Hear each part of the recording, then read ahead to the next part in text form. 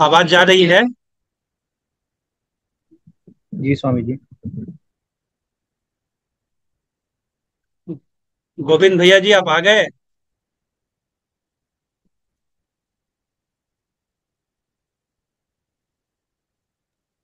जी भैया जी। जी।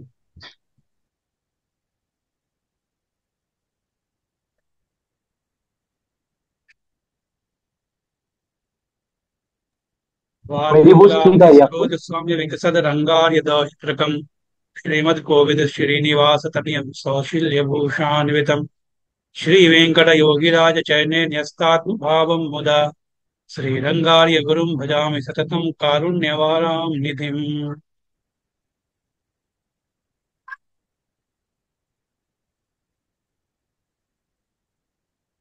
तो देखिए यतीन्द्र मत दीपिका में श्री वेंकटेशम करिशैलनाथम श्रीदेवराजम घटिकात्र कृष्णेन साकं यतिराजमीरे स्वप्ने च दृष्टान् मम देशिकेन्द्रान् यतीश्वर प्रणम्याहं वेदान्तार्यं महागुरुं करोमि बालबोधार्थं यतीन्द्रमत दीपिकाम्। तो यतीन्द्रमत दीपिका में सबसे पहले तो उद्देश्य अर्थात नाम संकीर्तन बताए हैं। उसका तो आरडीएन ने तो ऐसा ट्री डायग्राम बनाया नहीं है। उसका तो बस नाम याद रखना ही अभी काफी है। जब प्रमेय प्रकरण में आएंगे आ, तब तो सबके डेफिनेशन हैं, स्वयं प्रकाश स्वस्मि प्रकाश। तो सर्वप्रथम हमने देखा पदार्थ के दो विभाग हैं, प्रमाण और प्रमेय। फिर प्रमाण के भी तीन भेद हैं, प्रत्यक्ष, अनुमान, शब्द। प्रमेय के फिर अनेक प्रकार हैं, द्रव्य अद्रव्य। द्रव्य के फिर अनेक भेद हैं, अद्रव्य के अनेक भेद हैं। अभी हम प्रमाण के विषय में पढ़ रहे हैं। तो प्रमाण का जो लक्षण दिया है, प्रमाकरणम प्रमाणम। तो लक्षण क्या होता है? किसी वस्तु का जो असाधारण गुण होता है, असाधारण धर्म, उसी को लक्षण कहते हैं। अर्थात उस वस्तु के स्वरूप का ठीक ठीक ज्ञान हो जाए, उसे ही लक्षण कहते हैं, उसे ही उसकी परिभाषा कहते हैं। तो इसकी इसकी परिभाषा दी गई है प्रमाण की, प्रमाकरणम प्रमाणम।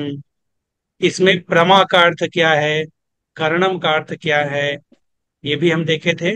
यथावस्थित व्यवहारानुगुणम ज्ञान प्रमा। प्रमा को क्या कहेंगे? प्रमा का लक्षण क्या हो जाएगा?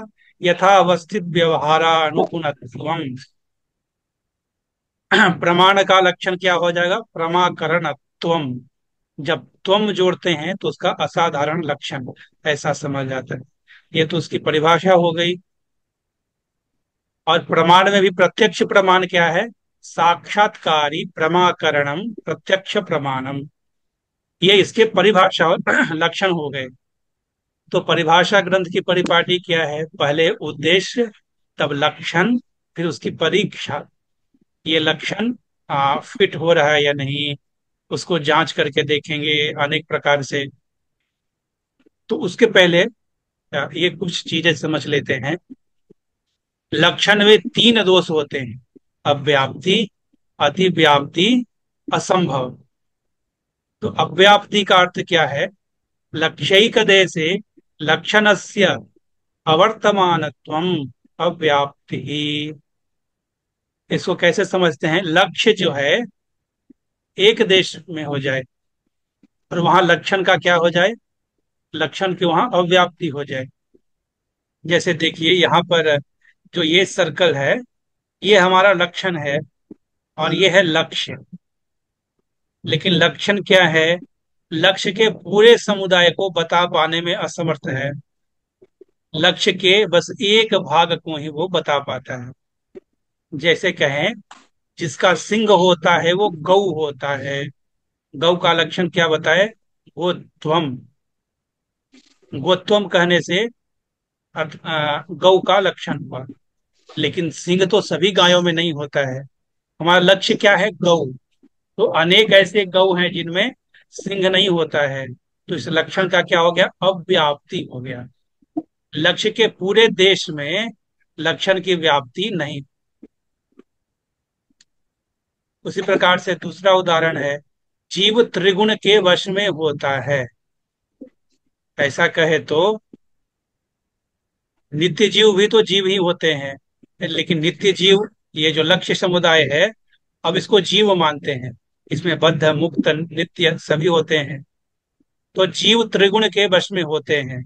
तो बद्ध जीवों के लिए ये लक्षण तो फिट हो गया, किंतु मुक्त जीवों के लिए और नित्य जीवों के लिए लक्षण, आ, लक्षण की क्या अव्याप्ति हो गई।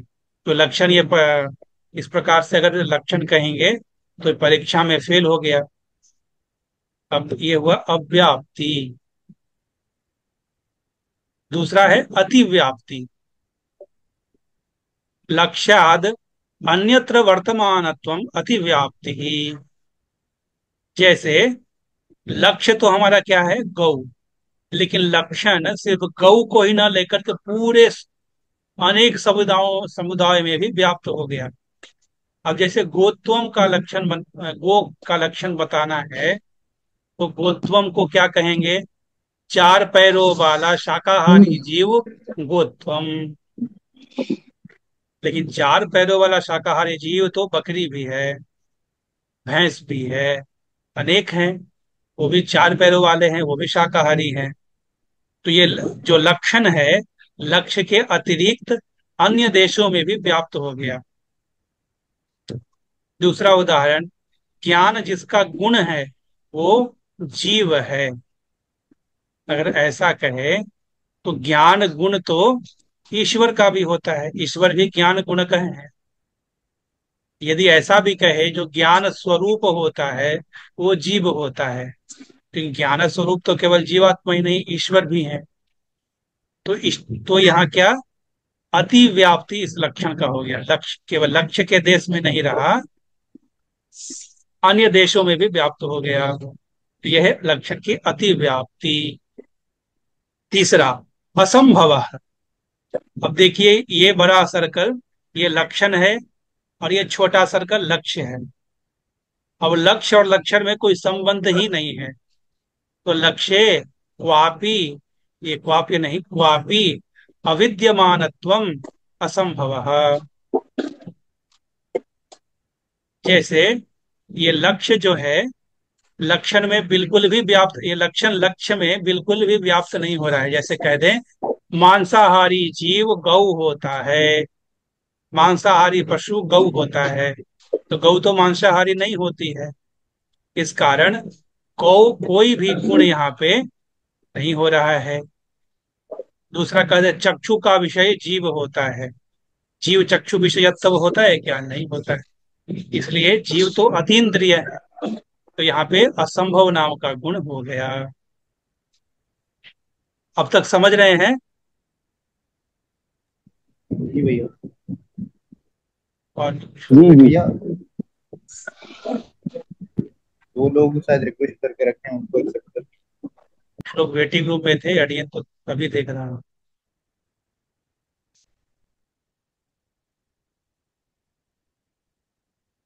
जी, आप में से कोई तो वीडियो ऑन कीजिए, ताकि पता चले लोग समझ रहे हैं या नहीं। क्यों गोविंद भैया कहाँ हैं? भैया दास को घूम घूम के काम करना पड़ रहा है, अभी घर पे है तो अच्छा वीडियो तो अच्छा ऑन नहीं अच्छा। कर पाएगा। जी जी जी। तो आगे देखते हैं। देखिए, अब तक हमने क्या देखा, ये एक बार फिर से बताते हैं। अव्याप्ति अर्थात लक्ष्य जो है, लक्षण समूचे लक्ष्य समुदाय को नहीं बता पा रहा है, वो एक देश में रह गया। जैसे सिंह वाला गौ होता है, तो सारे गौ तो सिंह वाले नहीं होते हैं, बहुत सारे गौ ऐसे हैं जो सिंह वाले नहीं होते हैं। तो हमारा लक्षण उस गौ को तो संबोधित नहीं कर पाया। या यूं कहें, जीव त्रिगुण के वश में होते हैं। तो ये लक्षण बद्ध जीवों के लिए तो ठीक है, लेकिन मुक्त जीवों नित्य जीवों में ये घटित नहीं होगा। तो यहाँ लक्षण की अव्याप्ति हो गई। दूसरा, अतिव्याप्ति। अब लक्ष्य तो बहुत छोटा है, लक्षण बहुत बड़ा हो गया। तो सारे जो लक्षण है वो लक्ष्य में घटित तो हो रहे हैं, लेकिन लक्ष्य के अतिरिक्त भी घटित हो रहे हैं। जैसे चार पैरों वाला शाकाहारी जीव गौ होता है, तो केवल चार पैरों वाला शाकाहारी जीव केवल गौ ही तो नहीं है, बकरी भी है। ज्ञान गुण कह जीव, तो ईश्वर भी ज्ञान गुण कह है। या ज्ञान स्वरूप है जीव, ऐसा कहे तो ईश्वर भी ज्ञान स्वरूप है। तो यहाँ अति व्याप्ति हो गई। असंभव यानी कि लक्ष्य क्वापि अविद्यमान, लक्ष्य और लक्षण में कोई संबंध ही नहीं रहेगा। जैसे जीव चक्षु विषयत्व, तो चक्षु का विषय, नयन का विषय तो जीव नहीं है। इसके पश्चात कुछ और भी हैं। आ, ये अविद्या तीन प्रकार के हैं। एक तो ज्ञान का बिल्कुल ही उदय नहीं होना, ज्ञान अनुदय। दूसरा, ज्ञान आया भी तो कैसा हुआ, अन्यथा ज्ञान या विपरीत ज्ञान। अन्यथा ज्ञान कहने से क्या अर्थ है, धर्म विपर्यास। धर्म का अर्थ होता है गुण, और धर्मी का अर्थ क्या है, धर्म जिसमें विद्यमान होता है उसको धर्मी कहते हैं, अर्थात वो स्वरूप स्वयं। तो धर्म का गलत ज्ञान होना यानी उसके गुण का गलत ज्ञान होना है अन्यथा ज्ञान। जैसे ये मिर्च है, अब मिर्च को तो मिर्च ही समझ रहे हैं, लेकिन कहे मिर्च मीठा होता है, तो ये सत्य तो नहीं है। यहाँ वस्तु के गुण का गलत ज्ञान हुआ। उसी प्रकार कहे आत्मा करता है, आत्मा तो करता नहीं होता है। तो आत्मा को तो आत्मा ही समझ रहे हैं, लेकिन आत्मा के धर्म को गलत समझ रहे हैं। कर्ता तो केवल ईश्वर है, आत्मा तो ईश्वर के अधीन होता है। तो यहाँ वस्तु के गुण का गलत ज्ञान हुआ। दूसरा, विपरीत ज्ञान। विपरीत ज्ञान का अर्थ क्या है, धर्मी विपर्यासा, उस वस्तु को ही अलग समझ लिया। अब तक वस्तु को तो सही सही समझ रहे थे, वस्तु के गुण को गलत समझ रहे थे। जैसे कहे पीतः शंख, शंख पीला होता है, तो शंख को शंख तो समझ रहा है, शंख के गुण को गलत समझ लिया, उजला न समझ के पीला समझ लिया। और उस शंख को शंख न समझ के अगर चक्र समझ लें तो धर्मी विपर्यास रहा। उस वस्तु का, वस्तु स्वरूप का ही गलत ज्ञान हो गया। जैसे मिर्च को देखकर कोई अज्ञानी क्या कहे, ये तो भिंडी है, या भिंड इदम भिंड ही, या कहे कदली फलम। ऐसा कुछ वस्तु का ही अलग स्वरूप समझ लिए तो विपरीत ज्ञान। जैसे आत्मा को ब्रह्म मान लिया, विपरीत ज्ञान। शरीर को ही आत्मा समझ लिया, शरीर ही आत्मा है, यह भी विपरीत ज्ञान। संशय, एक और भी है। संशय क्या है, धर्मी ग्रहणे मिथो विरुद्ध अनेक विशेष स्मरणम संशय।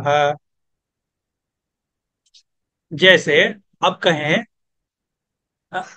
एक से अधिक ज्ञान की उत्पत्ति होगी, दो ज्ञान, तीन ज्ञान, चार ज्ञान, लेकिन धर्मी ग्रहण के विषय में, अर्थात वस्तु के स्वरूप के ग्रहण के विषय में अनेक प्रकार का ज्ञान होगा, वो क्या है, संशय।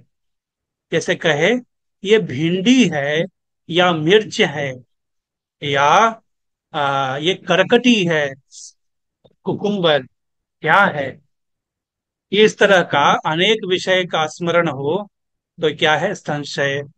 जैसे एक खंभा है, वो खंभा को देखकर कह रहे हैं ये खंभा है, या ये कोई व्यक्ति है, ये रस्सी है, या ये सर्प है, इसको कहते हैं संशय। ये सभी दोष क्या है, लक्षण में नहीं होने चाहिए।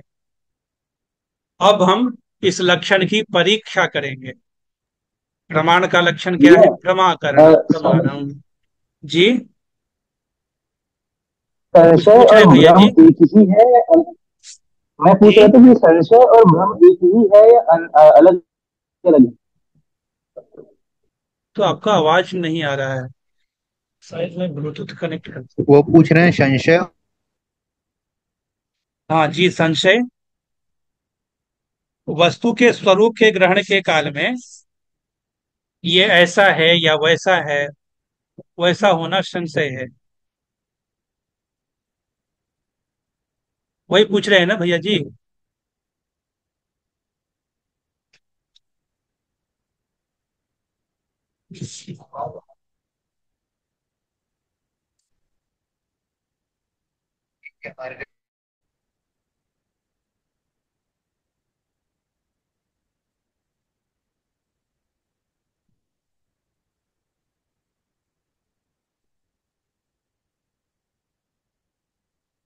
अच्छा, अब आवाज जा रही है?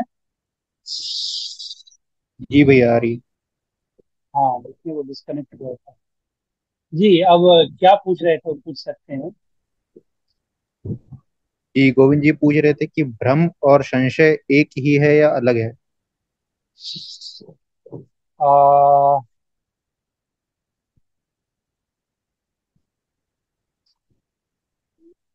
भ्रम होने का अर्थ क्या है? वहां संशय की स्थिति नहीं है। संशय में क्या है? ये ऐसा है या वैसा है। ठीक है, ये रस्सी है या सर्प है। यह है संशय। भ्रम का अर्थ क्या हुआ? उस वस्तु के धार्मिक को हम गलत समझ रहे हैं। जैसे रस्सी को देख करके क्या समझ लिए? आ, ये तो सर्प है। सर्प का वहां भ्रम हो गया।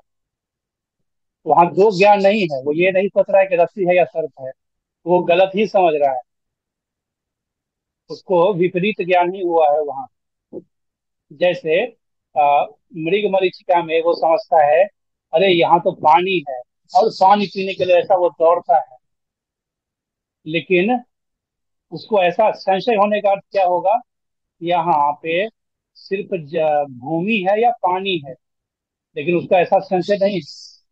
वो तो ये समझ रहा है यहाँ पानी है।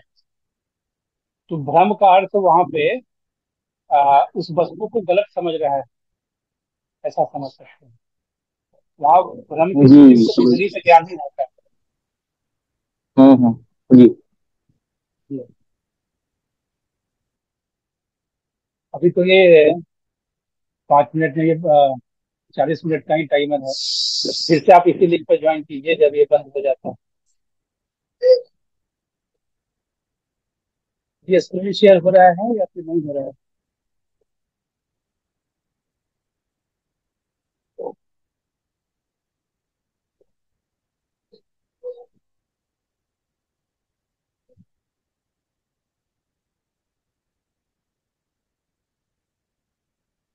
अब इस लक्षण की परीक्षा करेंगे। अब तक देखा हमने प्रमाकरण प्रमाणन। इसमें प्रमा क्या है? यथावस्थित व्यवहारानुगुण ज्ञानत्वम प्रमा लक्षणम। ये प्रमा का लक्षण है। किसी में त्वम जोड़ते हैं तो उसका लक्षण हो जाता है। तो गोत्वम, ज्ञातृत्वम, अनंतत्वम, ज्ञानत्वम, सत्यत्वम। जब ईश्वर के स्वरूप को कहते हैं तो जीवात्मा के स्वरूप को कहते हैं क्या? शेषत्वम। उसे लक्षण बता रहे हैं।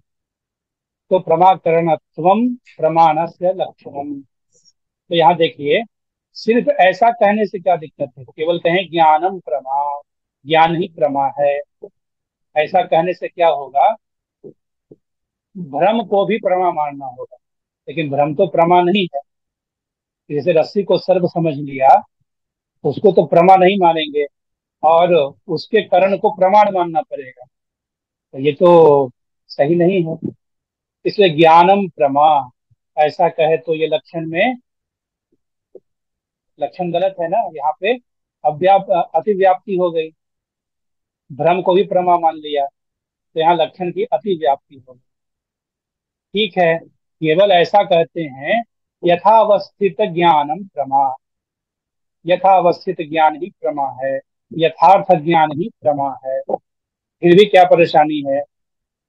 यथार्थम सर्व विज्ञानम, ये आगे आएगा। सभी विज्ञान हमारे लिए यथार्थ ही है, सभी ज्ञान हमारे लिए यथावस्थित ही है। भ्रम भी हमारे लिए क्या है? भ्रम का विषय भी यथावस्थित ही है। तो यहाँ भी अति व्याप्ति होगा। केवल यथावस्थित ज्ञानम प्रमा ऐसा कहे तो ये भी सही नहीं है। तो व्यवहारानुगुणम, यथावस्थित व्यवहारानुगुणम ज्ञान। जैसे मृग मरीचिका में हुआ ऐसा जल है, हम कहते हैं ये भ्रम भी सत्य है। इस प्रकार ये देखेंगे पंचीकरण की प्रक्रिया के कारण। लेकिन वो व्यवहार में वहाँ क्या है, व्यवहार अनुपपत्ति है, व्यवहार के योग्य नहीं है। वहां पानी पीकर कोई प्यास बुझा सकता है क्या? नहीं। तो याथावस्थित हो और व्यवहारानुगुणम ज्ञान हो, तब उसे प्रमा कहते हैं। अब कहें केवल ऐसे कहें व्यवहारानुगुणम ज्ञानम प्रमा, ऐसा कहने में क्या परेशानी है? तो देखिए, हर वस्तु जो व्यवहारानुगुण हो, वो वो आवश्यक नहीं है कि वो यथावस्थित भी हो। जैसे कि कई अन्यथा ज्ञान में भी व्यवहार के अनुकूल हो जाता है, लेकिन वो यथावस्थित नहीं होता है। किसी बच्चे को फुसलाते हैं किसी चीज को देखकर, ये ऐसे थाली में देखो, ये चंदा मामा आ गई है पानी में, और चंदा से खेलो। व्यवहार के अनुगुण तो हुआ, लेकिन वो यथावस्थित नहीं है। अनेक प्रकार से बच्चों को फुसलाते हैं, व्यवहारानुगुणम तो हो जाता है। या वहां दो व्यक्ति हैं, एक ने भी सुक्तिका को रजत मान लिया, दूसरे ने भी सुक्तिका को रजत मान लिया। दोनों के बीच में व्यवहार तो हो जाएगा, लेकिन वो यथावस्थित नहीं है। ऐसे अनेक उदाहरण वहाँ व्याख्यान में, नीचे व्याख्यान में देख सकते हैं। तो केवल ज्ञानम प्रमा कहने में भी दोष है, केवल व्यवहारा अनुगुणम ज्ञानम प्रमा कहने में भी दोष है, केवल यथावस्थित ज्ञानम प्रमा कहने में भी दोष है। लेकिन जब एक साथ कहते हैं यथावस्थित व्यवहारा अनुगुणम ज्ञानम प्रमा, अब इसमें कोई दोष नहीं है। क्या? कई मत में केवल कहते हैं यथार्थ ज्ञानम प्रमा, केवल यथार्थ ज्ञानम प्रमा कहने से भ्रम आदि में भी उसकी अतिव्याप्ति हो जाएगी। तो हम यथावस्थित व्यवहार अनुगुण से कहते हैं, इस लक्षण में कोई दोष नहीं आएगा। करणम का अर्थ क्या है? साधक तमम करणम, ये स्वयं पाणिनि महर्षि ही बताते हैं। साधक तमम करणम, तो देखिए सुपरलेटिव डिग्री ऐसा इंग्लिश में कहते हैं, कॉम्परेटिव सुपरलेटिव। साधक, साधक कर, साधक तमम, तो यहाँ सुपरलेटिव है साधक तमम करणम, यानी जिससे ज्ञान उत्पन्न होता है वो साधन, उसमें भी साधक तमम कहने से अर्थ क्या है? बिना विलंब के ज्ञान उत्पन्न हो जाए। तो देखिए देखें, यहाँ कहते हैं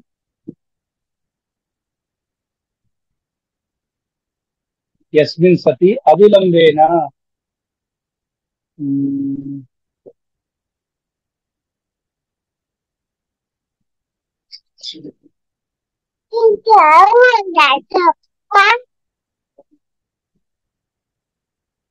तो करण का अर्थ, साधक तमम कहने का अर्थ क्या है? बिना विलंब के ज्ञान हो जाए और स्पष्ट ज्ञान हो, इसलिए साधक तमम ऐसा कहे हैं। अतिशयितम साधकम साधक तमम यस्मिन सति अविलंबेन ज्ञानम उत्पद्यते तत् अतिशयितम इत्युच्यते, जिससे बिना विलंब के तुरंत का तुरंत कहते हैं ज्ञान उत्पन्न हो जाए, उसे करण कहते हैं। जैसे प्रत्यक्ष प्रमाण के लिए करण क्या होगा? इंद्रिय, इंद्रिय से देखने से तुरंत का तुरंत तो ज्ञान उत्पन्न हो जाता है। तो इसलिए आ, ये साधक समम। किंतु यदि उसमें दोष हो, हमारी आंखों में भी चश्मा लगा है, चश्मा निकाल दे तो कुछ भी दिखेगा नहीं, तो वहां पे अविलंबे न ज्ञान तो उत्पन्न नहीं होता है। तो ये उस स्थिति में हमारा इंद्रिय अब करण नहीं रहा। चश्मा यूज करेंगे तब वो करण होगा, वरना तो कुछ भी देख सकते हैं, वस्तु कुछ है, धुंधला धुंधला कुछ सा दिखेगा। श्रीमती रामानुजाय नमः, इस लिंक पर फिर से ज्वाइन कीजिए, अब तो ये बंद होने वाला।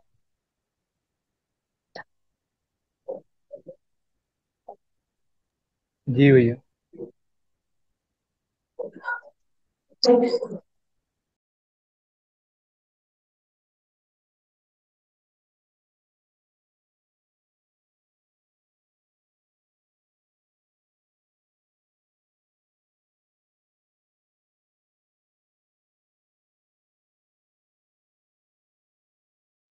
आपकी वॉइस नहीं आ रही है भैया।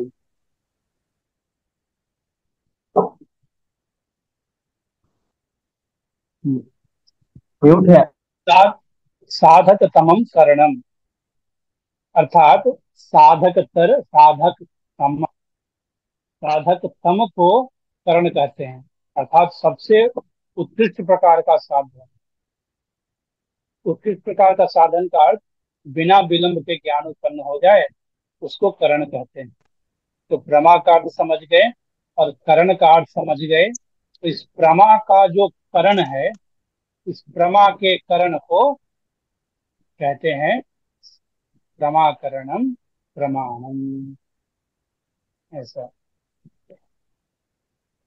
आगे देखते हैं, साक्षात्कारी प्रमाकरणम प्रमाणम।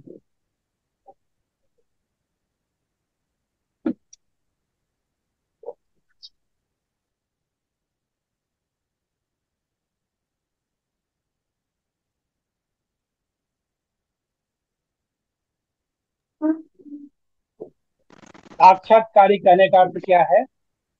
आ, लौकिक विषयताशाली, और ऐसा नीचे व्याख्यान में देते हैं, जो व्यवहार के अनुगुण हो, जो लौकिक विषयों के लिए हो, उसे साक्षात्कारी ऐसा है। प्रमा कहने का अर्थ क्या है? प्रमा कहने का अर्थ है यथावस्थित व्यवहारानुगुणम ज्ञानम। तो जो साक्षात्कारी है, अर्थात जिसका हम स्वयं साक्षात्कार करते हैं, उस प्रकार से कहें जो है प्रमाण, उसको कहते हैं प्रत्यक्ष प्रमाण। साक्षात्कारी प्रमाकरणम प्रत्यक्ष प्रमाणम।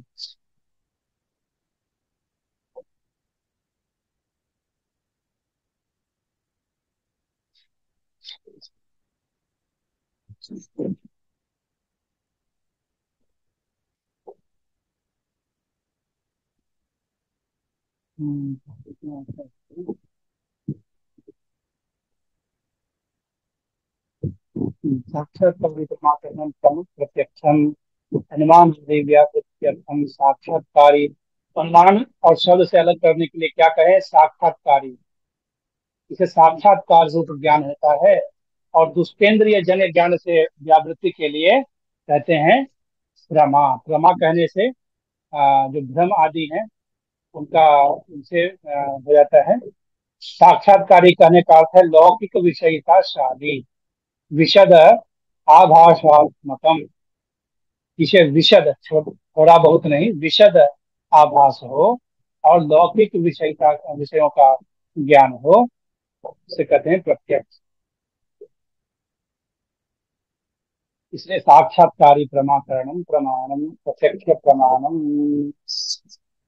उसमें भी आ, स्वागतादि, अर्थात बौद्धों का एक मत है कि अनधिगता अर्थगंत्री, ये मत है बौद्धों का।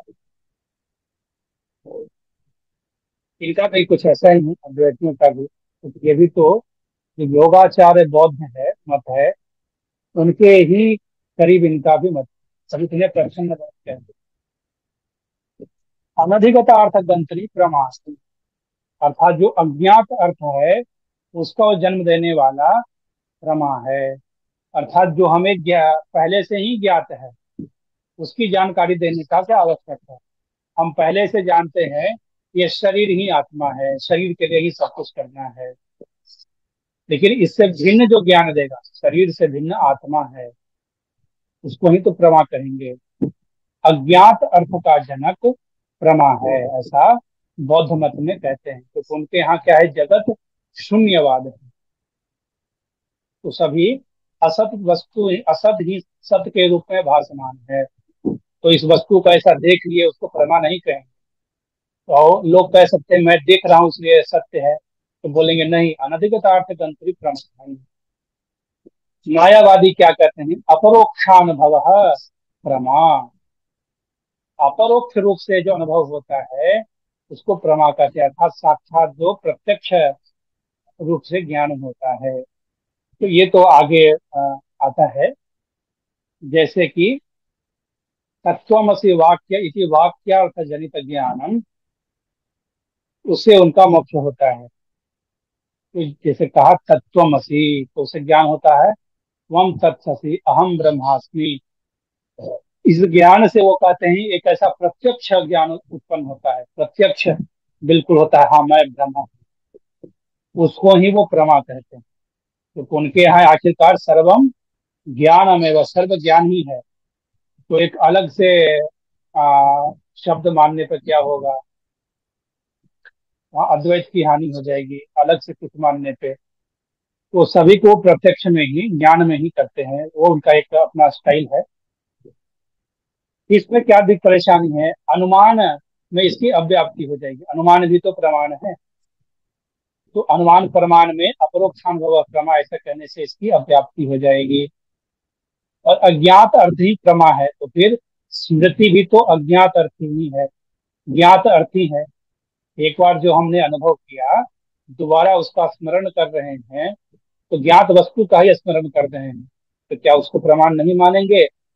धारावाहिक ज्ञान, जो लगातार ज्ञान होता है, इदम खत्म इदम खत्म इदम खत्म इदम खत्म, जो धारावाहिक ज्ञान है, उसको भी अनधिगतार्थ तंत्र में प्रमा नहीं कहेंगे। तो यहाँ भी लक्षण की अव्याप्ति हो गई। तो ये दोनों भी हमारे लिए अनादरणीय हैं। अब निर्विकल्पक ज्ञान क्या है, सविकल्पक ज्ञान क्या है, ये देखते हैं।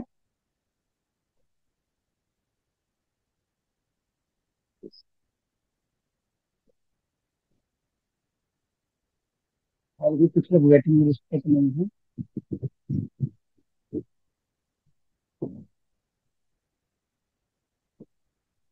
नहीं, और कुछ लोग वेटिंग में नहीं।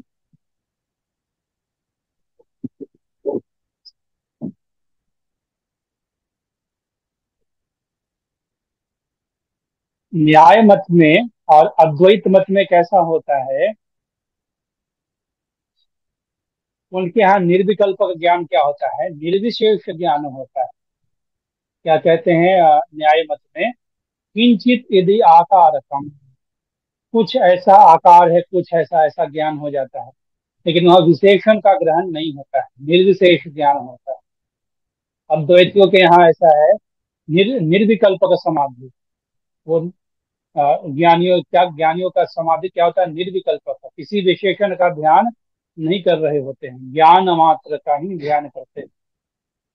हम क्या कहते हैं, निर्विशेष ज्ञान कभी संभव ही नहीं है, क्योंकि कोई भी ऐसी वस्तु की सत्ता नहीं है जो निर्विशेष हो। विशेषण रहित तो कोई वस्तु है ही नहीं, तो निर्विशेष ज्ञान कैसे होगा, संभव ही नहीं है। कोई भी वस्तु निर्विशेष नहीं होता है, तो निर्विशेष ज्ञान भी कभी नहीं होता है। ऐसा कहना उनकी अपनी कल्पना मात्र है। हमारे लिए निर्विकल्पक ज्ञान का अर्थ क्या है, विशेषण सहित ही ज्ञान होता है। प्रथम पिंड ग्रहणम, सविशेष रूप से उसके, उसका आकार, उसका रूप, उसका रंग, ये सब ज्ञान, इस सब के सहित जो प्रथम बार हम उसका ग्रहण करते हैं, वो प्रथम पिंड ग्रहणम क्या है, निर्विकल्पक ज्ञानम। एक व्यक्ति को हमने गौ दिखाया, आप देखो ऐसा गौ होता है, उसने देखा हाँ ऐसा रंग है, इसकी पूंछ है, ऐसा इसका यहाँ शासन आदि वस्तु जैसा लटका हुआ शासन है, सिंह है, हाँ ये गौ होता है। ये उसका निर्विकल्पक ज्ञान, प्रथम पिंड ग्रहण। सविकल्पक क्या है, प्रतिसंधान पूर्वक सविशेष पिंड ग्रहणम। ये भी सविशेष ही ज्ञान है, लेकिन प्रतिसंधान पूर्वक। इसके बाद वो एक और गौ देखता है, तो हाँ ये भी तो उसी आकार का है, इसका भी तो ऐसा शासन है, हाँ रंग थोड़ा भिन्न है, पूंछ भी है, उसी के जैसा है, तो इसका लक्षण क्या है, शासन आदि वस्तु यहाँ भी है, तो ये गौ ही है। ऐसा वो प्रतिसंधान पूर्वक जो हुआ, वो क्या कहते हैं, सविकल्पक ज्ञान। और जंगल में नील गाय होते हैं, गवया, उसको देखकर भी वो समझेगा ये गौ तो नहीं है, लेकिन गौ के जैसा ही है। यहाँ भी तो प्रतिसंधान पूर्वकम हुआ, तो प्रतिसंधान पूर्वकम द्वितीय, तृतीय आदि जो पिंड ग्रहण हुए वो है सविकल्पक ज्ञान। हमारे यहाँ कोई भी ज्ञान निर्विशेष नहीं है, कोई भी समाधि निर्विशेष नहीं है। निर्विशेष वस्तु का ध्यान ही नहीं कर सकते हैं, किसका ध्यान करोगे? विशेषण रहित तो ध्यान ही संभव नहीं है। किसी विशेषण सहित ही ध्यान कर सकते हैं, विशेषण सहित ही किसी वस्तु का ग्रहण कर सकते हैं। इसलिए निर्विकल्प का और सविकल्प का ज्ञान। आगे तो एक अडियन ने वो बनाया नहीं है, एक ऐसा ट्री डायग्राम जैसा आप मूल ग्रंथ को देखे तो निर्विकल्पक के भी भेद हैं और सविकल्पक के भी भेद हैं। उनमें क्या है तो देख सकते हैं।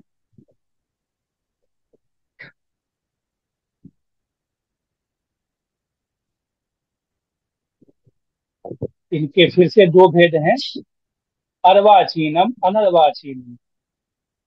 अर्वाचीन का अर्थ क्या होता है? जो नया है। तो अर्वाचीन किनका है? बद्ध जीवों का, योग के द्वारा या किसी चीज भगवान की कृपा के द्वारा उसको कोई ऐसा ज्ञान हो गया तो अर्वाचीनम। अनर्वाचीनम किसका है? नित्य जीवों का ज्ञान कैसा है? अनर्वाचीनम। अर्वाचीनम पुनर्द्विविधम इंद्रिय सापेक्षम तदनपेक्षम चेति। अर्वाचीन ज्ञान यानी बद्ध जीवों का ज्ञान जो प्रत्यक्ष उसने ग्रहण किया, ये भी दो प्रकार के हो सकते हैं। एक तो इंद्रियों के द्वारा देखकर ग्रहण किया और दूसरा बिना इंद्रिय के भी ज्ञान हो सकता है। कैसे? या तो योगजन्यम, योग बल के द्वारा इंद्रियां बंधी हैं लेकिन अपने योग बल के द्वारा वो सब कुछ देखता है। कई अंधे व्यक्ति भी सब कुछ देख लेते हैं। कैसे? योग बल के द्वारा। या तो योगजन्यम हो या भगवत प्रसाद जन्यम। जैसे हमारे सड़कों पालवार तो उस नीम के पेड़ के नीचे ही बैठे थे, समस्त दिव्य देशों का अनुभव करते हैं। तो क्या है? भगवत प्रसाद जन्यम। और अनर्वाचीनम तो नित्य मुक्त ईश्वर लोगों का जो ज्ञान है। न अर्वाचीनम अनर्वाचीनम, जो अभी अर्वाचीन, जो नया नया ज्ञान नहीं है। नित्य मुक्तों का ज्ञान तो कोई नया नया नहीं, अनादिकाल से है। अनर्वाचीनम, अर्वाचीनम में क्या है? दो प्रकार है, या तो इंद्रिय की सहायता से देखेगा या बिना इंद्रियों की सहायता से देखेगा। बिना इंद्रियों की सहायता से कैसे देखेगा? या तो योगजन्य होगा या फिर भगवान की कृपा से होगा। इतना ही यहाँ पे विषय है। अब आगे देखिए, दो प्रकार के संबंध है, संयोग संबंध, समवाय संबंध। न्याय मत में कैसा करते हैं? एक अलग से द्रव्य ही मान लेते हैं, संयोग नाम का द्रव्य, समवाय नाम का द्रव्य। हम कहते हैं इसकी आवश्यकता नहीं है, ये तो संबंध मात्र है, इसको अलग से अद्रव्य में, अद्रव्य में इसकी अलग से गणना करने की आवश्यकता नहीं है। संयोग ग्रहण का क्या है? संयोग संबंध। किसी वस्तु को हम देखते हैं, हम इस लैपटॉप को देख रहे हैं, स्लाइड्स को देख रहे हैं, तो हमारे इंद्रिय से जो ज्ञान जाता है उस ज्ञान का इस वस्तु से क्या हुआ? संयोग हुआ। एक ये है वस्तु, एक ये वस्तु, दोनों एक दूसरे से ऐसे मिल गए, संयोग हुआ। संयोग से ग्रहण करके अब ये वापस आते हैं, वापस आके फिर चक्षुष में आए तो संयोग संबंध। जो ध्वनि है, इस ध्वनि का हमारे कान से, कर्ण इंद्रिय से संयोग हुआ तो ज्ञान उत्पन्न हुआ। तो द्रव्य ग्रहण के काल में संयोग संबंध होता है, ये डायरेक्ट संबंध हो गया। समवाय संबंध क्या हुआ? इनडायरेक्ट। अब उस वस्तु का गुण का, देखिए उस वस्तु से तो हमारे चक्षुष का डायरेक्ट संबंध हुआ। अब उस वस्तु के जो गुण है, उसकी पीलिमा, उसका अनेक प्रकार के जो गुण हैं, उस गुण से हमारा डायरेक्ट संबंध नहीं हुआ। हमारा संबंध, संयोग उस वस्तु से हुआ, उस वस्तु का संयोग उसके गुणों से है। समझ रहे हैं? हमारा संयोग उस वस्तु से, उस वस्तु का संयोग उस गुण से है। इस प्रकार उसके गुण का हम ग्रहण किए, तो डायरेक्ट ग्रहण नहीं किए। कैसा किए? संयुक्त आश्रय, उस गुण का उस वस्तु से आश्रयन है और उस वस्तु का हमसे संयोग है, तो उसके गुणों का हमने ग्रहण किया, इसको सद्द्वार कह सकते हैं। द्वार माने किसी के सहायता से, जैसे बीच में कोई क्या कहते हैं, एक तो डायरेक्ट जा सकते हैं या किसी चापलूस के माध्यम से जा सकते हैं। ड्राइविंग लाइसेंस बनवाना हो तो बीच में कोई दलाल के माध्यम से जाते हैं, कुछ कुछ ऐसा ही। समवाय संबंध क्या है, डायरेक्ट ना होकर के सद्द्वारक हुआ। उस वस्तु से हमेशा संयोग संबंध होता है, उस वस्तु के गुणों से हमेशा कैसा होता है, समवाय संबंध होता है। ये दोनों ही प्रत्यक्ष में ही आते हैं, और स्मृति भी प्रत्यक्ष में ही आता है। आ, उनके यहाँ क्या है, न्यायिकों के यहाँ स्मृति एक अलग से प्रमाण है। प्रत्यक्ष, अनुमान, उपमान, स्मृति, हम कहते हैं स्मृति कोई अलग से प्रमाण नहीं है, प्रत्यक्ष में ही इसका अंतर्भाव होता है। इस प्रकार हमने किसी वस्तु का प्रत्यक्ष देखा था, अब हमारे मस्तिष्क में उसका संस्कार है, अब उस संस्कार का पुनः उद्भव होगा, तो उस उद्बोध ज्ञान, संस्कार के उद्बोधन के कारण मानस रूप से प्रत्यक्ष होता है, उसको स्मृति कहते हैं। कितने प्रकार हैं वो देखते हैं। सादृश्य, जैसे हमारे आ, दो व्यक्ति हैं, जैसे हमारे प्रखर भैया जी और करण भैया जी, दोनों साथ में रहते हैं, साथ में अयोध्या जाते हैं। तो अगली बार क्या हुआ, प्रखर भाई अकेले ही अयोध्या गए। सॉरी, ये तो साहचर्य है। साहचर्य में क्या है, दो वस्तु हमेशा साथ रहते हैं, कर्ण भाई और प्रखर भाई। अब प्रखर भाई अकेले ही अयोध्या गए, उसे देखकर क्या होगा, अरे आपके साथ तो एक और व्यक्ति रहता था ना, वो करण भैया नाम के। ये साहचर्य ज्ञान हुआ। दो व्यक्ति हमेशा साथ में रहते हैं, तो एक को देखकर दूसरा का स्मरण होता है। जैसे सुबह हम गाते हैं श्री वेंकटेशम परिशैलनाथम, सॉरी, श्रीरंगम वेंकटाचल आदि का ध्यान करते हैं, तो हमेशा साहचर्य के जैसा रोज सुबह सुबह ध्यान करते हैं। जैसे ही रंग मंदिर का ध्यान हुआ तो साथ ही यादवाद्री के भी ध्यान हो जाता है, वेंकटाचलपति का भी ध्यान हो जाता है।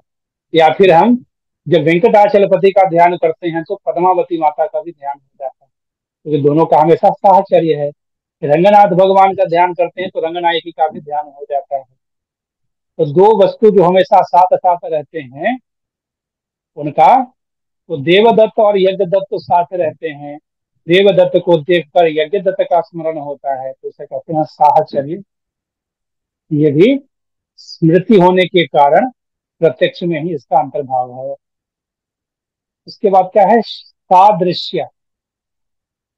अब सादृश्य को देखिए, दो व्यक्ति हैं जो एक जैसे दिखते हैं, ठीक है, जरूरी नहीं है कि दोनों साथ रहते हैं, साहचर्य अलग है। दो व्यक्ति एक जैसे दिखते हैं, तो एक को देखकर दूसरे का स्मरण होगा, उसको सादृश्य कहते हैं। इसे देवदत्त के जैसा ही यज्ञदत्त भी दिखता है, वही आंखें, वही चेहरा, और वैसे ही घुंघराली घुंघराले केस।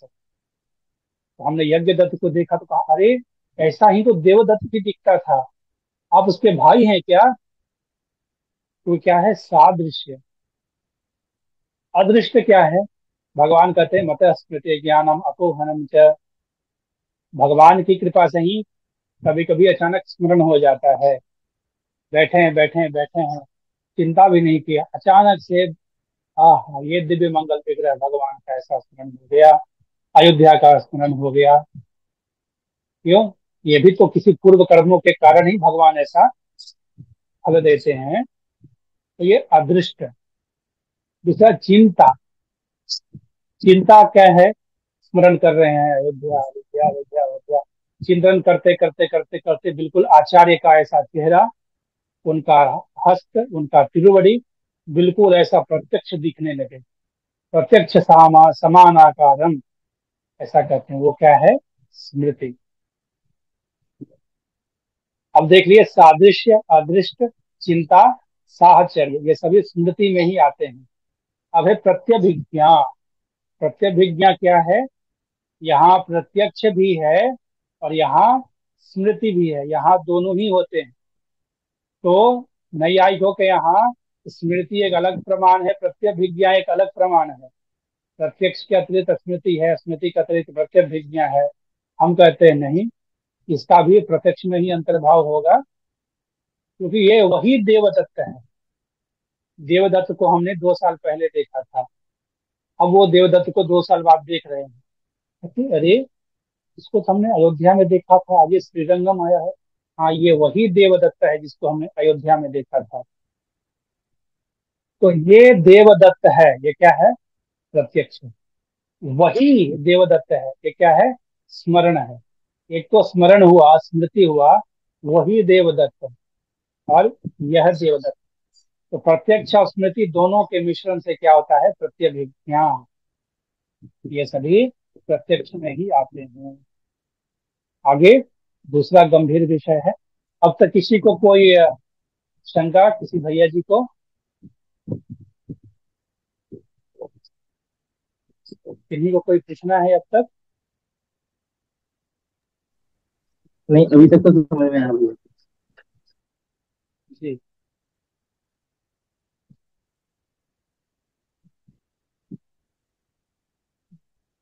कोई वेटिंग रूम में तो नहीं है ना?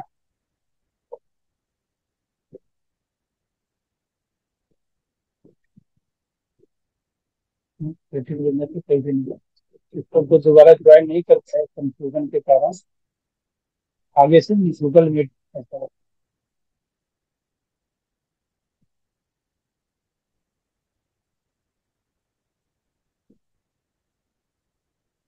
तो आगे एक दूसरा गंभीर विषय है, जो कि विशिष्टा द्वैत का बहुत ही महत्वपूर्ण अंग, सत्य ख्याति। हम क्या कहते हैं? जगत सत्य। जगत सत्य है। मायावादियों के यहाँ जगत क्या है? मिथ्या है। इन सभी का इतना विस्तार में तो नहीं जाएंगे। उनके यहाँ क्या है? अनिर्वचनीय ख्याति। मायावादियों के यहाँ अनिर्वचनीय कहने से क्या अर्थ है? सत अपि न, असत अपि न। न वो सत है, न वो असत है, न वक्तुम शक्ति, बोल ही नहीं सकते हैं। तो अनिर्वचनीय, जैसे ये रस्सी है, रस्सी को देखकर सर्प का भ्रम हो गया, अब वो क्या, वो डरेगा? तो मायावादी क्या कहते हैं? उसको डर तो लग रहा है, तो व्यवहारिक दृष्टिकोण से यह सत्य है, किंतु वो सर्प तो नहीं है, वो नहीं है ना, वो रस्सी है। तो पारमार्थिक दृष्टि से वो क्या है? असत्य है। तो व्यवहारिक दृष्टि में सत्य है, पारमार्थिक दृष्टि में असत्य है, लेकिन डर को आदि महसूस होता है। तो अनिर्वचनीय, कह ही नहीं सकते ये सत्य है कि असत्य है। अगर असत्य होता तो कैसा कहते? बंध्या पुत्र है, ऐसा कह देते। बंध्या पुत्र को तो देख ही नहीं सकते ना, शशक सिंह है, खरगोश का सिंह होता ही नहीं है, तो देखेंगे क्या? लेकिन यहाँ तो सर्प दिख रहा है, अनुभव हो रहा है, तो क्या कहते हैं? तो व्यवहारिक व्यवहार में तो है, तो सत्य भी है, लेकिन सर्प तो सही में नहीं है, रस्सी है, असत्य भी है। सत्य असत अनिर्वचनीय। तो इसका बहुत ही इसकी खंडन की, इसकी निंदा की हमारे आचार्यों ने, कि वास्तव में आप असत ही मान रहे हैं। कहने को ऐसा व्यवहार में साफ है तो, लेकिन व्यवहारिक आपके लिए क्या है? परमानेंट है क्या? व्यवहार में रहना है क्या? नहीं। वास्तव में क्या है? वो असत ही आप मान रहे हैं। तो लेकिन हमारे यहाँ क्या है? उसको सत्य मानते हैं। और वैसे ही आ, बौद्धों में अनेक प्रकार हैं। एक है माध्यमिक बौद्ध, उनके यहाँ शून्यवाद है। तो क्या? असत ख्याति है, कोई कुछ भी विद्यमान नहीं होता, सब असत ही है, शून्य है। वो असत ही सत के रूप में दिख रहा है, तो असत ख्याति ऐसा है। तो हम कहते हैं उनका जो असत ख्याति है ना, आपका भी वही है। आप भी इस जगत को असत ही मानते हैं, कहने को अनिर्वचनीय बोल रहे हैं। आप इस बौद्धों से अलग नहीं मान रहे हैं, आपका भी असत ख्याति है, मायावादियों का भी। तो ऐसे ही योगाचार मत है। बौद्धों में ही एक योगाचार्य मत है, उनके यहाँ क्या, सब आत्मा ही कहीं तो सर्प दिख गया, कहीं रस्सी दिख गया, कहीं कुछ दिख गया, उनके यहाँ आत्म ख्याति। योगाचार्य मत से अद्वैत बहुत प्रभावित है। अनेक ख्याति हैं। देखिए हम अपना मत देखेंगे। सत्य ख्याति, इसमें क्या कहते हैं, यथार्थम सर्व विज्ञान, सभी विज्ञान यथार्थ ही है। विद्यमानस्यैव ख्याति ही सत्य ख्याति ही। असत ख्याति का क्या हुआ, अविद्यमानस्य ख्याति ही। जो विद्यमान नहीं है, अर्थात सर्प तो विद्यमान नहीं है, लेकिन सर्प को देख रहे हैं, तो क्या है, असत ख्याति। हम क्या कहते हैं, विद्यमानस्यैव ख्याति ही। वो विद्यमान है इसलिए वहां दिख रहा है। किस प्रकार, यथा अर्थ तथैव ख्याति ही। जो पदार्थ, अर्थ का है अर्थ पदार्थ, जो पदार्थ जैसा है वैसा ही दिख रहा है, इसलिए सत्य ख्याति। अब यहाँ बहुत कंफ्यूजन है। जो जैसा है वैसा कैसे दिख रहा है स्वामी, है तो रस्सी। ठीक है, रामानंद स्वामी आप कैसे कह रहे हैं कि सर्प को वो दिखना सही है। तो देखिए, सर्प के सभी गुणों का ग्रहण हुआ है क्या, सर्प ऐसा रेंगता हुआ दिखा है तो नहीं, ऐसा फन उठाए हुए दिखा है तो नहीं। देखिए सर्प में और रस्सी में कुछ गुण जो है वो मिलते जुलते हैं, है ना, तभी तो रस्सी में सर्प का ज्ञान हुआ है, हाथी का ज्ञान नहीं हुआ। यदि भ्रम ही होता, हाथी दिख जाता, गौ दिख जाता, खंभा दिख जाता, पुरुष दिख जाता, नहीं दिखा है, क्या दिखा, सर्प दिखा है। क्यों, सर्प का भ्रम क्यों हुआ है, रस्सी के कुछ गुण और सर्प के कुछ गुण एक जैसे हैं, है ना। वो भी ऐसा पतला सा, ऐसा लंबा है, सिलिंड्रिकल, रस्सी भी ऐसा है, और ये भी ऐसा मुड़ के रखा है, सर्प भी ऐसा मुड़ के रहता है, तो ऐसा भ्रम हो गया। रस्सी के भी सभी गुणों का ग्रहण हुआ है क्या, रस्सी सफेद है, सर्प वहां ऐसा है। अंधकार के कारण रस्सी के भी सभी गुणों का ग्रहण नहीं हुआ, और केवल रस्सी के उन गुणों का ग्रहण हुआ जो सर्प से मिलते जुलते हैं।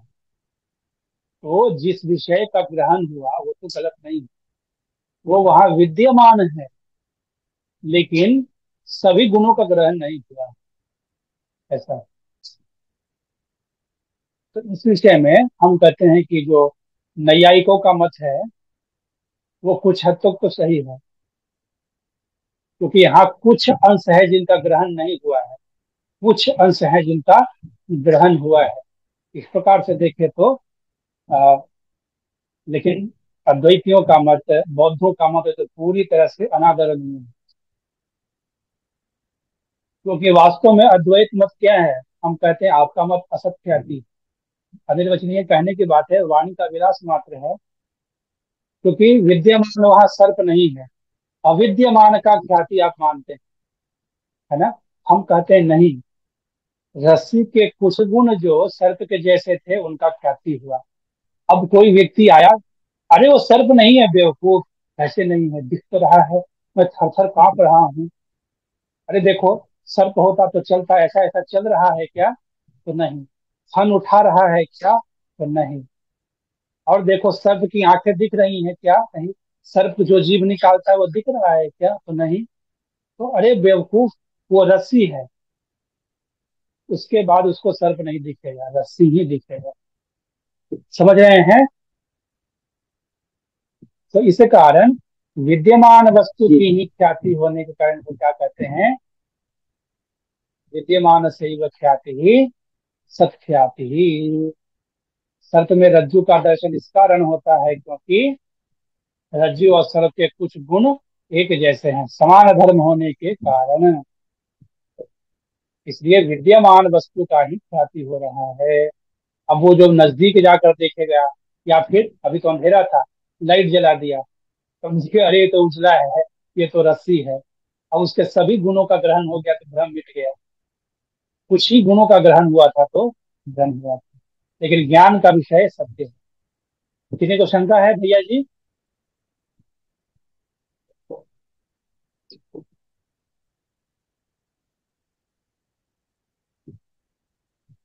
अब देखिए पंचीकरण क्या है। भगवान एक तत्व को लेते हैं, उसको आधा आधा ऐसा तोड़ देते हैं सभी पंचभूतों को, बाकी के भी चार भाग करते हैं, और सबके 25%, 25%,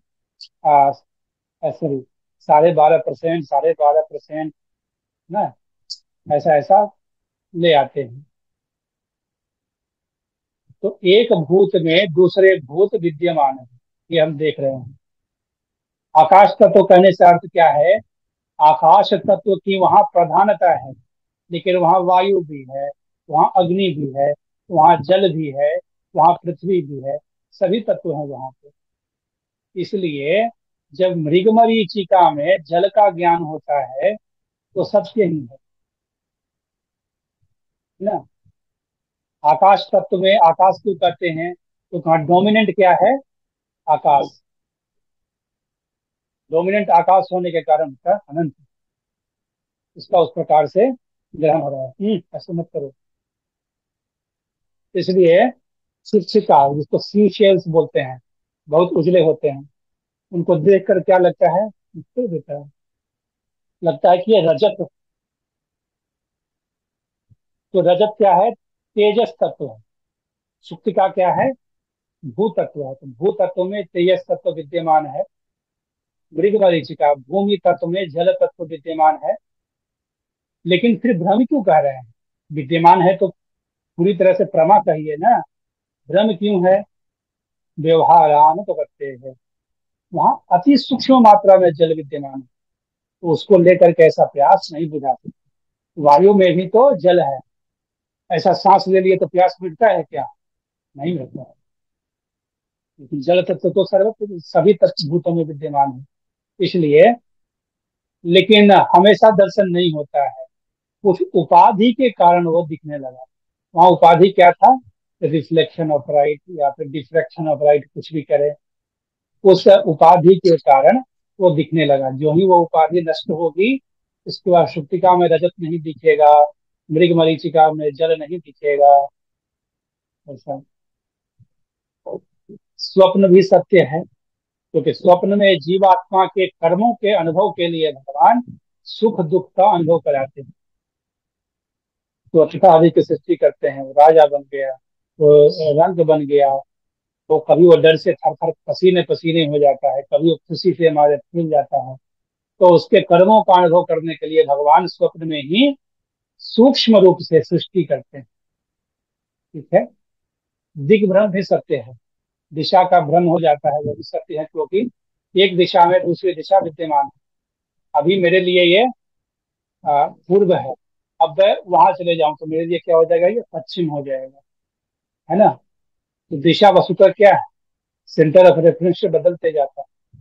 इसलिए किसी को दिग्भ्रम हो गया है तो वो उसको कुछ भ्रम तो है, क्योंकि व्यवहार में क्या है वो नहीं आता। भ्रम कहने का अर्थ क्या है?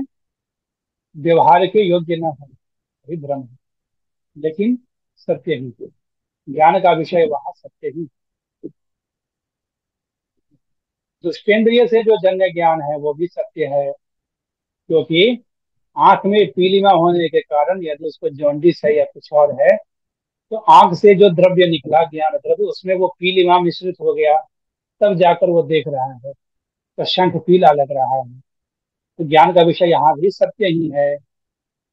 या आंख ऐसा कुछ ऐसा कर दिए, अब वहां से क्या है, जो रोशनी है, तो रेज ऑफ लाइट दो भागों में बढ़ जाते हैं, तो द्विचंद्र ग्रहण होता है। यहाँ विज्ञान का विषय सत्य है, किंतु वो भ्रम है, क्यों? क्योंकि वो व्यवहार के अनुकूल है। आलात चक्र, अग्नि को ऐसा जोर जोर से घुमाते हैं, है ना, तो लगता है एक अग्नि का गोला है, अग्नि का गोला नहीं है, एक अग्नि का बॉल है। ऐसे अति शीघ्र घुमाने से वो आलात चक्र लग रहा है। और आ, दर्पण में दिखता है, अरे ये तो मैं ही हूँ। तो क्यों? वो भी हमारे से रेज ऑफ लाइट जाते हैं, वहां पे इमेज का फॉर्मेशन होता है, किंतु इतनी शीघ्रता से होता है कि वो पता नहीं चलता है। तो वो भी सत्य ही है। और एक ये अंतिम विषय है, भेद विशिष्ट ही हमेशा ग्रहण होता है। क्योंकि हम देखते, कोई भी वस्तु हम देखते हैं तो क्या कर देखते हैं? निर्विशेष वस्तु का कभी ग्रहण नहीं होता है, हमेशा सविशेष वस्तु का ही ग्रहण होता है। ये हम देख चुके हैं। अब विशेषण सहित ग्रहण करने का अर्थ क्या है? भेद विशिष्टमेव गृह्णाति। जैसे मैं कहूंगा अरे मेरा चश्मा लेते आओ, गुरु ने कहा मेरा चश्मा लेते आओ। अब शिष्य को इतना ज्ञान होना चाहिए कि चश्मा जो है वो टेबल से भिन्न होता है, चश्मा मोबाइल से भिन्न होता है। भेद का ज्ञान आवश्यक है ना व्यवहार के लिए। उसमें भी गुरु जी का चश्मा उसके चश्मा से भिन्न है, उसका रंग अलग है, उसका आकार अलग है, उसका मॉडल अलग है। तो भेद ज्ञान होने पर ही व्यवहार संभव है। तो कभी भी ज्ञान होता है तो भेद विशिष्ट ही ग्रहण होता है। अर्थात इस चश्मा में अन्य वस्तुओं का अभाव है।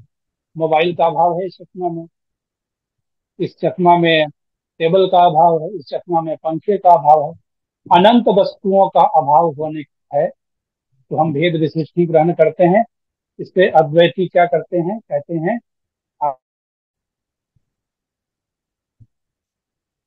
हमेशा हम भेद विशिष्ट ही ग्रहण करते हैं। इनमें क्या अ, आक्षेप करते हैं बाकी लोग कि आपके मत में अनवस्था नाम का दोष आ गया और अन्यो अन्याश्रय नाम का दोष आ गया। अनवस्था क्या है? न अवस्था, अनवस्था। जैसे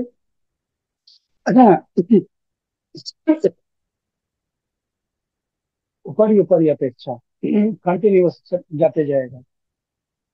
तो एक उदाहरण देखिए, यदि हम कहें कि जो अंतर्यामी है पूरे विश्व में विद्यमान है वो विग्रह से व्याप्त होते हैं। अब जो विग्रह से व्याप्त होते हैं तो भगवान अपने विग्रह के भी अंतर्यामी। अब वो अंतर्यामी फिर से विग्रह विग्रह ही होते हैं, फिर से उस विग्रह के अंतर्यामी, यानी विग्रह युक्त अंतर्यामी। ये क्या है? इन्फिनाइट रेगुलेशन तक जाएगा। अर्थात जो अंतर्यामी है वो केवल स्वरूप से व्याप्त होते हैं, विग्रह से व्याप्त नहीं होते। वो ऐसा ही यहाँ देखिए, एक वस्तु को जानने के लिए ये जानना आवश्यक है कि वो बाकी वस्तुओं से भिन्न है, अन्य वस्तुओं का इसमें अभाव है।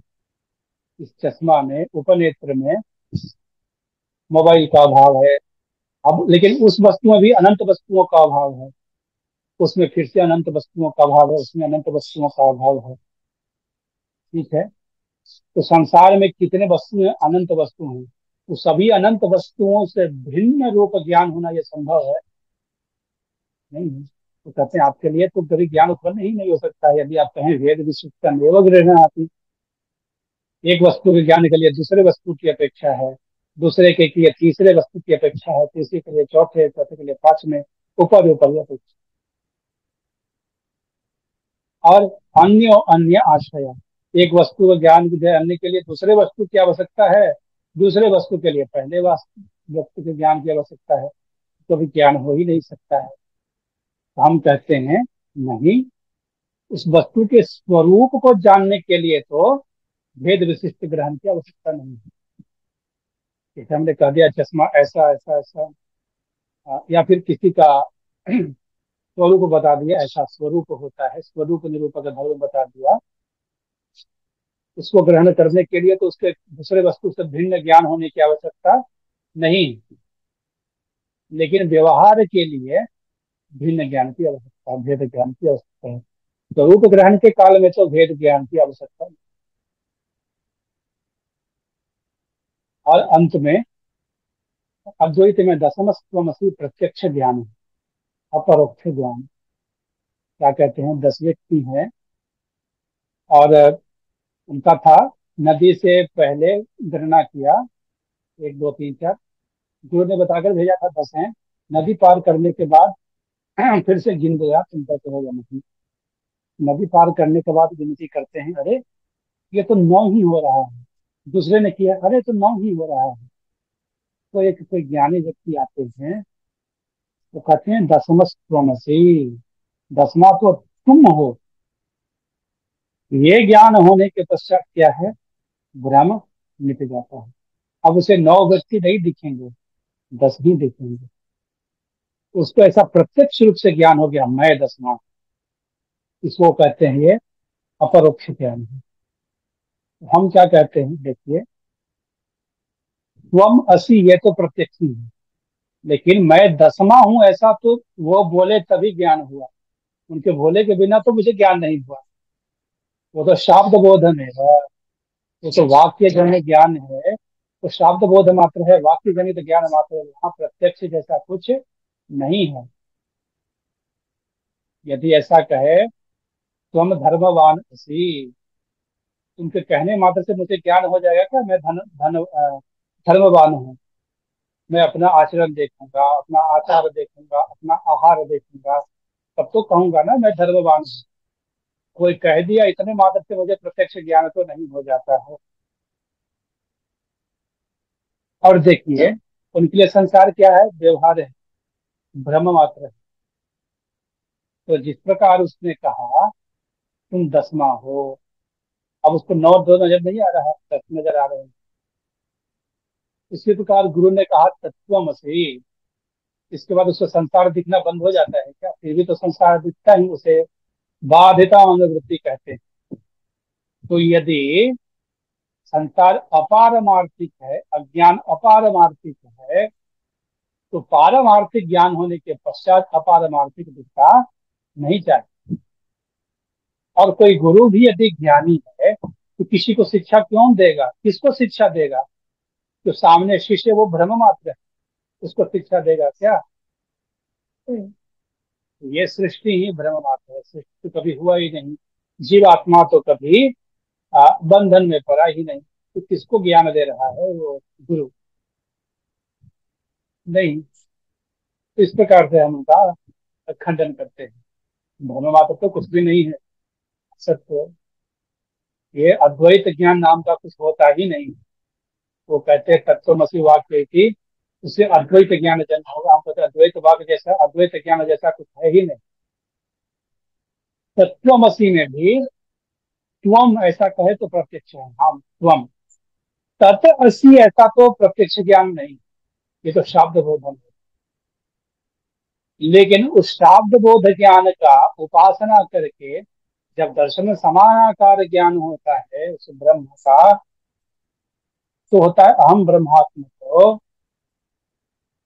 तो क्या है? वो मानस प्रत्यक्ष है, वो मोक्ष का हेतु हो जाता है। लेकिन सिर्फ शाब्द बोध को तो प्रत्यक्ष कदापि नहीं कह सकते हैं, ऐसा हमारा मत है। उसमें भी अद्वैतियों का क्या है, एक मंत्र का आधा भी नहीं, एक चौथाई भी नहीं, छोटा सा भाग लेकर के उसको महावाक्य कहते हैं। ये क्या है? एतावात्म्य इदम सर्वम, एतदात्म्य इदम सर्वम, तत्सर्वम तत्सत्यम, तत्त्वमसि श्वेत केतो। एक चौथाई का है तत्त्वमसि श्वेत केतो। श्वेत केतो भी नहीं, तत्त्वमसि उतरे मात्र को। लेकिन प्रसंग क्या है? ये सभी आत्मा ही है। तो समानाधिकरण, सबके समानाधिकरण क्या है? आत्मा ही है, भगवान ही है। तत्सत्यम, और भ्रम नहीं, तत्सत्यम। हे श्वेत केतो तत्त्वमसि। वो तत् अर्थात जो ब्रह्म है, त्वमसि अर्थात तुम्हारा अंतर्यामी, तो उसके शरीर, वो तुम्हारा अधिकरण, समानाधिकरण है। तो इस प्रकार के वाक्य से जो उपासना पूर्वक दर्शन समानाकार ज्ञान होगा, अब वो प्रत्यक्ष जान पाएगा ये ब्रह्म, हम ब्रह्मात्म को, ये मैं ब्रह्म का शरीर हूँ। उस ज्ञान से उसे तुम मानस प्रत्यक्ष मानते हो। केवल दसमस्तमसी तत्वमसी ऐसा प्रत्यक्ष तो हम नहीं मानते। उनके यहाँ प्रमाण भी ज्ञान मात्र है, कुछ अलग से वेद है, वेद से ज्ञान दे करके फिर उपासना करेंगे। ऐसा ऐसा करने से फिर क्या है, एक द्वितीय वस्तु को मानना पड़ेगा। कोई भी निर्विशेष वस्तु हो वो मानते हैं पारमार्थिक में, है ना। तो क्या कहते हैं, उससे प्रत्यक्ष ज्ञान होगा, उससे मुक्ति मिलता है। प्रमाण भी चैतन्य में वह, प्रमेय भी चैतन्य में वह, और प्रमा का चैतन्यमेव, इसलिए सर्वम चैतन्यमेव, त्रयाणाम चैतन्य नाम का जब ऐक्य होता है तब वो क्या कहते हैं, वहां पे मुक्ति होती है। से तो हम अनादर नहीं, ये तो उनकी कल्पना मात्र है, तो दृष्टि कल्पना मात्र है, ऐसा नहीं है। निर्विशेष ग्रहण तो कभी होता ही नहीं। और इस प्रकार न्याय सांख्य अ, आदि मत में जो ग्रहण के योग्य है उसे हम ग्रहण करते हैं।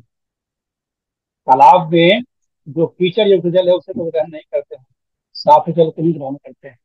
तो कनाद अ, और गौतम ऋषि आदि हमारे लिए आदरणीय है, जो उनके हम सभी मतों को नहीं मानते। जो ब्रह्मसूत्र के सम्मत है उसे ही मानते। श्रीमते रामा।